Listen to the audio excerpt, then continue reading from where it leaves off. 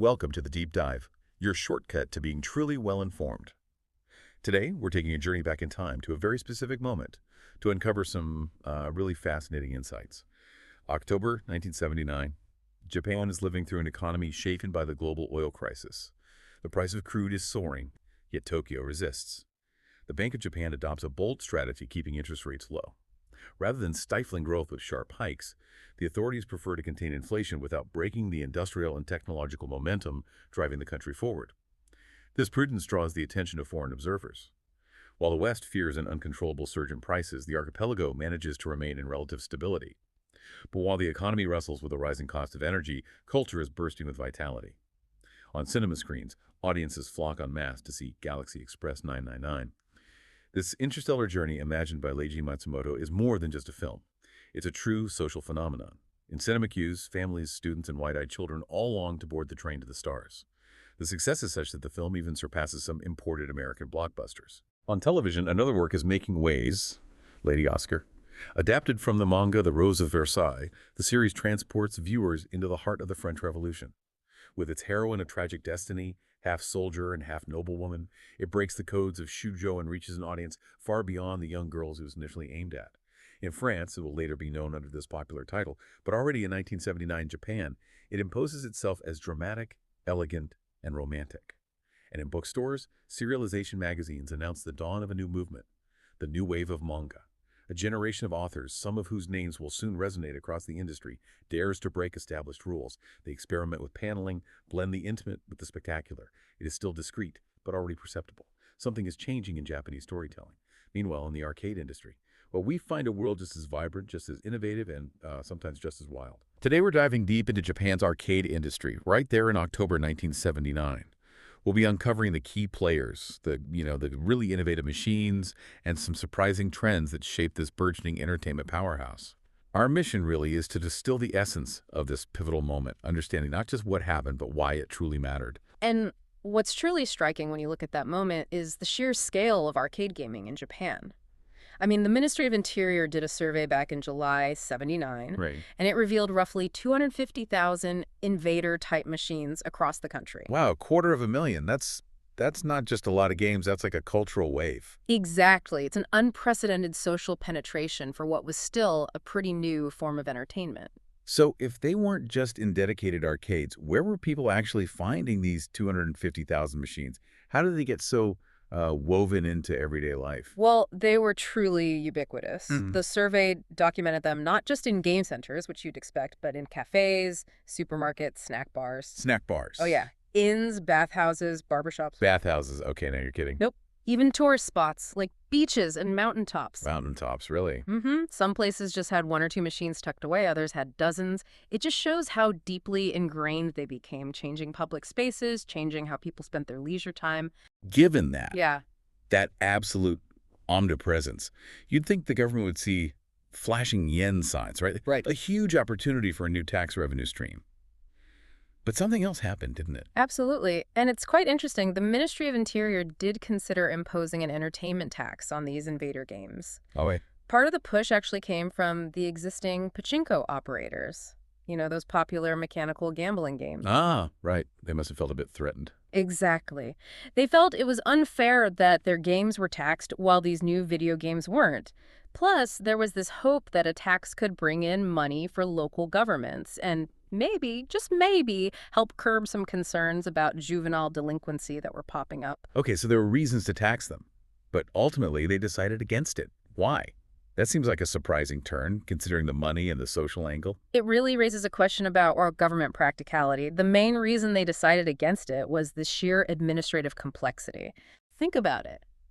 Collecting taxes from all those different places, cafes, barbershops, mountaintops, many with just one or two machines, it was way harder than regulating a dedicated pachinko parlor. Right. You can't just station someone at every snack bar. Precisely. And the potential for tax evasion was huge. Plus, when they crunched the numbers, the projected net revenue was surprisingly low. Only about 750 million yen annually, nationwide. It sounds like a lot, but... But after you factor in the costs of actually collecting it, it wasn't seen as a massive windfall. maybe 16 million yen per prefecture. And on top of all that, there was a feeling that the peak of the invader boom might already be passing. So maybe not worth setting up a whole new system for something potentially fading. Exactly. So the decision not to tax was a massive sigh of relief for the arcade industry. It let them keep growing without that immediate financial burden. That must have been huge for them. But at the same time, all this rapid growth, it probably highlighted a need for, well, some rules, some standards, moving from a sort of Wild West situation to something more structured. Precisely.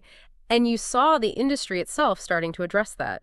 The Japan Amusement Association, the JAA, they became quite active in reminding operators about regulations. Fair point. Things like needing type approval for many machines, especially TV games, and having to display an official MA mark. This was under the Electrical Appliance and Material Control Law. So safety and quality control, basically. Yes, and legitimacy. Selling non-approved machines was illegal. It was a crucial step towards professionalizing the industry, ensuring safer products, and drawing a line against, shoddy or unapproved machines flooding the market. Okay, so we've got the backdrop, this massive boom, the government deciding not to tax, and the industry starting to self-regulate. Yeah. And let's get to the really fun part, machines themselves. Sega was a big player, pushing boundaries. What were they rolling out around October '79? Sega was definitely making waves. They had Monaco GP, which they billed as a super racing game. It really aimed for an immersive thrill. Well, it used a 20-inch color screen, which was pretty impressive then, and featured stuff like tunnels, tricky bridges, slip zones on the road, even puddles. It wasn't just about looking cool. These elements affected gameplay. Ah, so interactive environments. Right, and the gameplay itself had options. You could play against time or do stock play where you earned extra cars, basically extra lives for hitting score targets like 2,000, 4,000 points and so on. Encouraging skillful play, not just survival. Exactly. Your score could even double in those challenging zones like tunnels or puddles, and the game actually got faster, both your car and the opponents, as your score went up. It kept pushing you. Sounds intense. And they also updated a previous hit with Head On Part 2, right? They weren't just sitting back. Correct. Head On had been really popular, and Part 2 was a smart evolution. They added new strategic elements, like U-turn zones, which let you suddenly reverse direction, great for outsmarting the computer cars, and 3-lane jumps to quickly switch lanes on the track. It added layers of tactics to the basic car chase. It had, I think, up to 9 different patterns, more computer cars, different stock options for the player, just refining the core idea. And Sega wasn't just building these things, they were actively promoting them, trying to build a community almost. That's a good way to put it. They held a head-on tournament in the Kansai region back in September, and the winner, get this, was an 18-year-old student, Masayuki Funai. Okay. He apparently told the organizers he decoded all the patterns and could basically score indefinitely, limited only by his own stamina. Wow. That's dedication. Right. Or obsession. Right. It genuinely surprised the organizers, that level of player enthusiasm. It even led to calls for other manufacturers to, engage more with their players. And Sega didn't stop there. They ran a TV commercial for Head On late that summer. A TV ad for an arcade game in '79. Yeah. And interestingly, it featured young women playing the table version, clearly a move to broaden the appeal, to show it wasn't just for, the stereotypical young male gamer. Smart. Okay, let's shift to another giant, Taito. They were obviously famous for Space Invaders, but they were busy with other stuff too, weren't they? Including some legal action. Oh, Taito was incredibly busy. They introduced TT Space Chaser. This was a table TV game, players piloting a spaceship, dodging missiles, clearing dots. Standard stuff, but with some twists. What kind of twists? It had a unique pack feature, which let you move backwards, kind of a strategic retreat, and an acceleration button to dodge missiles, but using it actually reduced your fuel bonus points. Ah, risk-reward mechanic. Nice. Exactly. It kept you thinking. They also released TT Galaxy Wars, which was very similar to Universal's big hit. We'll get to that rivalry. Indeed. And they also released something called the Kiss Flipper. Wait, Kiss, as in the rock band Kiss. Yeah. A pinball machine. That's the one. Taito actually got explicit permission from the band Kiss to create a 4-player electronic flipper, pinball based on them. That's amazing. What was it like? It wasn't just slapping their faces on it. It had a multi-stage bonus system. Apparently, you could rack up like 120,000 points plus get extra balls and free plays. It really tried to capture that high-energy Kiss vibe in a pinball format. Pretty innovative crossover for the time. Definitely. And you mentioned legal stuff. That sounds serious. Yeah, this is important. Taito had actually filed lawsuits against several companies, including Universal, over copyright and unfair competition related to Space Invaders. Oh, a big one. Right. And around this time, a settlement was reached with Universal. Universal's president even put out a statement saying they believed in protecting original creations and sticking to industry rules about products lacking creativity. Wow. So intellectual property was becoming a real battleground already. Absolutely. It underscores that critical turning point. These weren't just games anymore. They were valuable IP, and companies were ready to fight to protect their creations. Oh, and Taito also put out Yosaku, a humorous, full-color table game noted for being energy efficient. So lots happening there. Okay, so Taito's dealing with Invader Fallout and branching out. What about Universal? You mentioned Galaxy Wars was their big hit. Yes, Universal's Galaxy Wars, which came out in August, was a massive success. It had that really memorable intro, Light Missile, stand by. 5, 4, 3, 2, 1, go. I can almost hear it. Right. It was so popular they licensed it out to other companies, including Taito, Nihon Shuji, and Irem, but that success came with problems. Let me guess. Copies. Bingo. Yeah. Universal had to issue a really strong warning against modified and copied versions of Galaxy Wars. They threatened serious legal action, civil and criminal lawsuits for copyright infringement.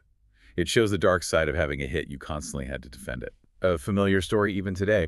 And what about Irem? Were they in the mix too? Definitely. Irem released their own version of the car chase game called New Head-On, sometimes PT Head-On. It featured multiple challenge courses and let operators customize the replay settings, which was useful for different locations. Giving operators control. Yeah.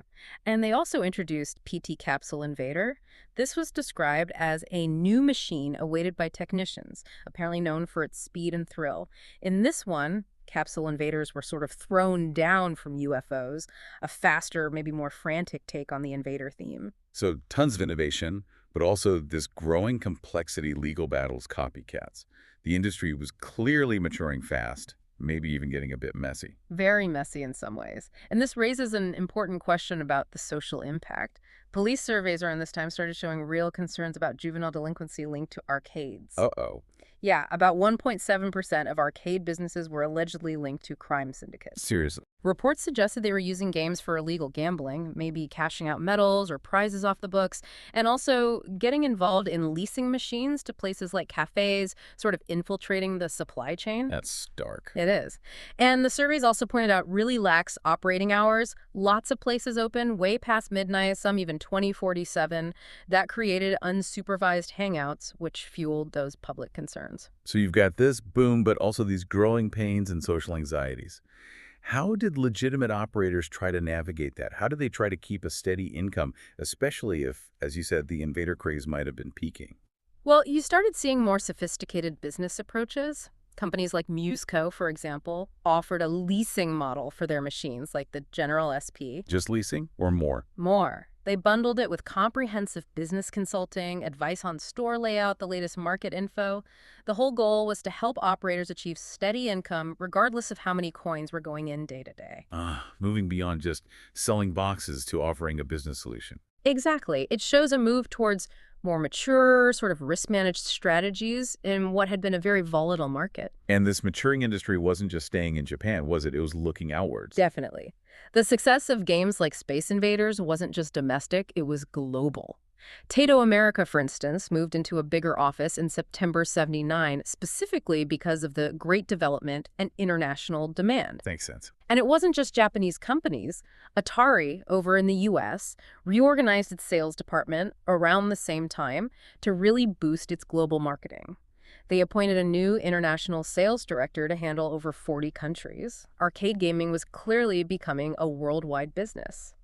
And as these machines spread globally, other countries had to figure out, okay, what are these things and how do we regulate them? Exactly. Spain is a good example. In spring '79, they brought in new laws specifically to categorize and control amusement machines. How did they break it down? They made 3 classes. Class A was for basic No prize games, think kiddie rides, standard arcade games, pinball.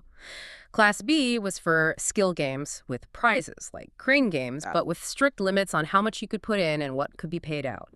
And Class C was for pure chance game slots, roulette restricted only to licensed casinos. So a structured approach. Very structured. All machines needed specific permits, metal plates identifying the manufacturer, even cash registers for reporting income. It shows this global trend as the industry grew, governments everywhere tried to get a handle on it. It's fascinating seeing those structures fall into place. Now, weaving back to the cultural vibe we touched on in the intro, there's a great little anecdote from Osaka around this time that really captures a different kind of energy, a desire for something authentic. Absolutely. The American Village in Osaka, it's a fantastic snapshot. This area, which had apparently been pretty quiet, just exploded into this hub with over 40 shops. Selling what? Selling imported American clothing, but often used American clothing. Jeans, T-shirts, that kind of thing. Interesting. Why you? Well, the founder, a guy named Terukazu Kanazawa, he was 34 then, started it 5 years prior with just 2 million yen. He deliberately called his approach guerrilla. He set himself against the big department stores, the large enterprises of traditional Japanese retail. Okay. Young people absolutely flocked there. They were willing to pay more for these unique, often one-of-a-kind T-shirts and jeans because it expressed their individual style. It wasn't the mass-produced fashion you found elsewhere. And Kanazawa himself, his philosophy was key to this, wasn't it? So totally. He had this core belief. Professionals sell fashion, but not heart. He apparently got loads of offers from big companies wanting him to mass buy goods from the U.S. for them. And he refused. Constantly. He said doing that would just make him another professional, the very thing he was reacting against. He felt his job was to connect with these young people by offering authentic things he'd personally curated, creating an atmosphere, not just a shop, an atmosphere where customers could express who they were. That's fascinating. It reflects this broader desire for genuine, unique experiences, something beyond mass market stuff, whether it's clothes or maybe even games. Exactly. That search for originality, for something with heart, it really resonates across the different cultural currents of the time. So as we wrap up this deep dive into October 1979, it's just incredibly clear how dynamic the Japanese arcade scene was. Yeah. You've got the sheer scale of the Invader games just everywhere. Yeah. The government making that surprising call not to tax them, which really let the industry breathe. Then you have the incredible innovation from Sega, Taito, Universal, Irem, constantly pushing the games forward. Plus, the emergence of these serious legal fights over who owns what idea. The beginnings of IP wars in gaming. Right. And regulators globally trying to figure it all out. And even, like you said, that little pocket of Osaka showing this hunger for individuality, for something authentic. It was this real microcosm of economic change, cultural expression, and tech ambition. Indeed. It really highlights an industry just bursting with energy, but also grappling with rapid growth, social scrutiny, and that relentless pressure to come up with the next big engaging thing. It was a time of huge challenges, yes, but also just incredible creativity, laying down tracks for so much of the entertainment we see today. It makes you think. When you consider that fierce defense of original ideas back in '79, or that American Village ethos championing unique style over mass production, how does that spirit hold up today? How does it resonate or maybe clash with our current digital world? You know, with AI, user-generated content, endless remixes and iterations. Are the creative battles we're fighting now really just echoes of those same fights for authenticity and originality from decades ago? Something to maybe ponder until our next deep dive?